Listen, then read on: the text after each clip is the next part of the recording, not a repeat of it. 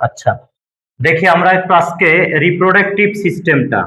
Reproductive সিস্টেমের বাংলা অর্থ হচ্ছে প্রজনন তন্ত্র।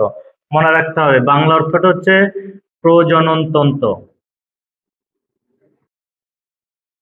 এই রিপ্রোডাক্টিভ সিস্টেমটাকে দুইটা ভাগে ভাগ করা হয়েছে, একটা হচ্ছে মেল রিপ্রোডাক্টিভ সিস্টেম আর একটা হচ্ছে ফিমেল রিপ্রোডাক্টিভ সিস্টেম। এটা হচ্ছে পুরুষ প্রজনন তন্ত্র, এটা হচ্ছে স্ত্রী প্রজনন তন্ত্র। এখন এই মেল রিপ্রোডাক্টিভ সিস্টেমটা, এটার মধ্যে আবার দুইটা পার্ট আছে। একটা হচ্ছে এক্সটার্নাল রিপ্রোডাক্টিভ সিস্টেম আর একটা হচ্ছে ইন্টারনাল রিপ্রোডাক্টিভ সিস্টেম। এটা হচ্ছে বহির্জননাঙ্গ আর এটা হচ্ছে অন্তর্জননাঙ্গ। মানে এই জিনিসগুলো বাহিরে থাকে আর এই জিনিসগুলো হচ্ছে ভেতরে থাকে।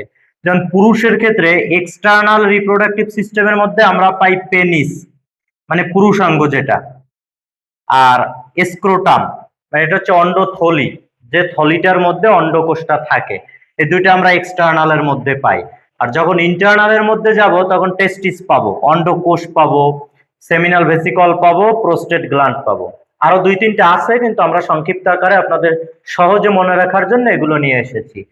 এরপরে যাবেন ফিমেল রিপ্রোডাক্টিভ সিস্টেম। এর মধ্যে এই পুরুষের মতো স্ত্রীদেরও দুইটা পার্ট, একটা হচ্ছে এক্সটার্নাল আর একটা ইন্টারনাল। এক্সটার্নালের মধ্যে আছে ল্যাবিয়া মেজরা, ল্যাবিয়া মাইনরা আর ক্লাইটোরিস। ল্যাবিয়া মেজরা আর হচ্ছে ল্যাবিয়া মাইনরা, ক্লাইটোরিস, এগুলো হচ্ছে এক্সটার্নাল, বাহির থেকে দেখা যাবে। আর ইন্টারনালের মধ্যে আছে ইউটেরাস, জরায়ু, এরপরে ওভারি আছে, ডিম্বাশয়, ফ্যালোপিয়ান টিউব আছে, ডিম্ববাহী নালী। এই কটা জিনিস আপনাদের মনে রাখতে হবে। এই হচ্ছে রিপ্রোডাক্টিভ সিস্টেম।